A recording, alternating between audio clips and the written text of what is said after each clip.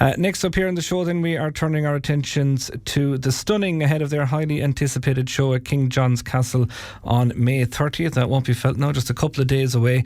With decades of hits behind them and a reputation for their unforgettable live performances, the band are set to deliver a huge night of classic Irish rock, and they'll be joined by special guests. Something Happens as well. And to tell us all about that, Steve Hall from the Stunning is on the line with us. Steve, you're very welcome to the show. Countdown on to a big one? Yeah, it's always exciting for us to play in Limerick. Limerick's been very good to us for many, many years now, going back to when we started in 1987. It's a long time. We started off with gigs in places that don't exist anymore. Cruises Hotel, the Glentworth, the Savoy. There was another lovely little place called the Royal Theatre, which has now been refurbished, I think is open again. But we have a long history with Limerick. And, so the band broke up initially in 1994. But when we came back about 10 years later, then there was like Dolans Warehouse and the Milk Market and now King John's Castle. So it's been a long, slow trajectory. But Limerick, the people in Limerick and Clare, the surrounding counties have stuck with us for many years, and it's fantastic. When you started out, did you think you'd be at it this long? No way.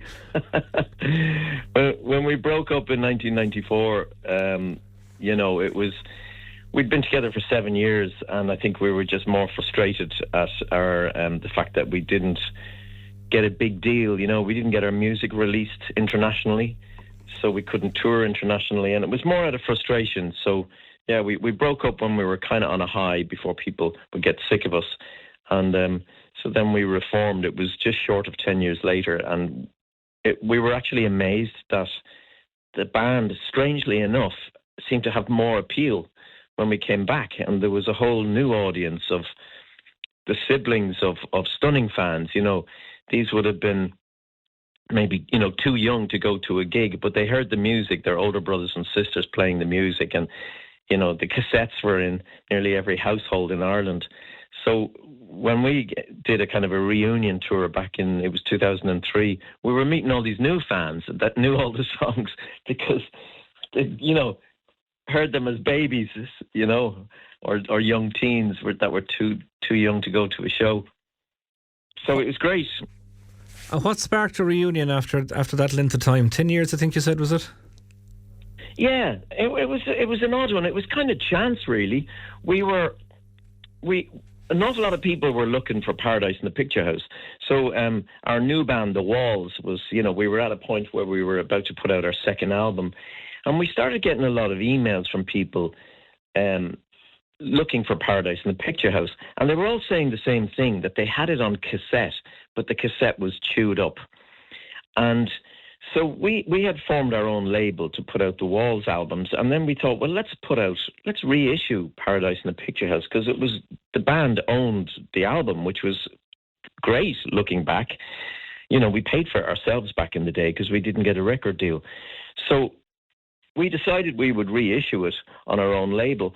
And I mentioned it to a guy. I was at a party one night, and there was this guy, Donald Scannell, who did a lot of work in the music business, and I happened to mention that we were reissuing it as back catalogue, and he said, "What are you going to do to promote it?" He said, and I said, "Well, we've no money to promote it. We're not like a big record company or anything. We're just going to put it out as back catalogue." And he thought this was a crime. He said that album is it means so much to a whole generation of people. He said you need to do more.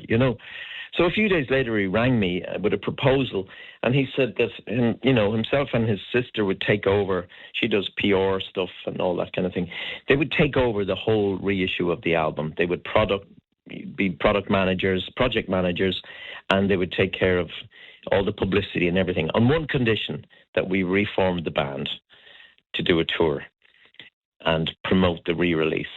So we agreed, and we reformed the band, and that tour in 2003, I think, was the biggest grossing tour by an Irish band in that year. Wow.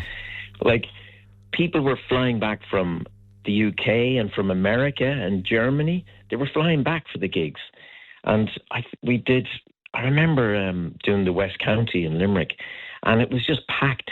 And we got the local record shop in Ennis, the record rack, to sell the CDs, and we sold out. The album sold out in the first 3 days. And because the company that we worked with to distribute it, they didn't think that it would sell that much. But in 3 days, they were all gone. And it went back into the charts. It would have gone in at number 1 again, but because the record shop sold out, it went in at number 2 and it stayed there for that week. So it took us another week to get more pressed. But we didn't realise that there was that appeal and love still there for the band. So that's how we ended up getting back together. Brilliant. And as you say, the rest is gone from strength to strength once again. Maybe this is a difficult question to answer, but if somebody was at that first gig back around 1987, and if they're going again to King John's Castle this coming weekend, how much of a difference between the two gigs will they see, do you think? Well, they see a much better band for starters. Sometimes we're actually listening through some old cassettes and tapes of live shows going back to the late 80s, early 90s, and I'm myself and Joe were cringing at the sound. How we were young musicians. We played all the songs too fast. Nothing had this sort of the confidence and the proper kind of, I don't know, the band now is it's a much better band. I suppose there's a maturity there.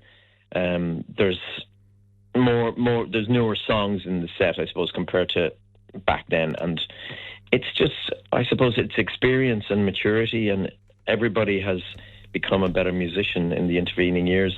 Well, that would want to happen. Absolutely. It's interesting, I was talking to Mike Hanrahan of Stockton's Wing on the show yesterday, and we were just kind of saying to him how their music has maintained, Skidoo and Beautiful Affair and Walk Away. All these songs are as good now as they were when they were released first. And the same is very true of your own music. It's a fantastic kind of vote of confidence that it has survived the test of time like that. I think, I don't know, because sometimes people ask me, how come it hasn't kind of dated? And I suppose it's because the music was very organic. We were never trying to be the flavour of the month at the time. We never really did follow trends or anything. We just did our own thing. And sometimes that fitted in, and actually more of the time it didn't. But it did kind of give us a sort of longevity, because the songs and even the production on the recordings, it hasn't dated that much. And, like Brewing Up a Storm, for example, the fact it's been used on TV shows and, the odd commercial here and there, it kind of shows that it sort of stands up with anything contemporary.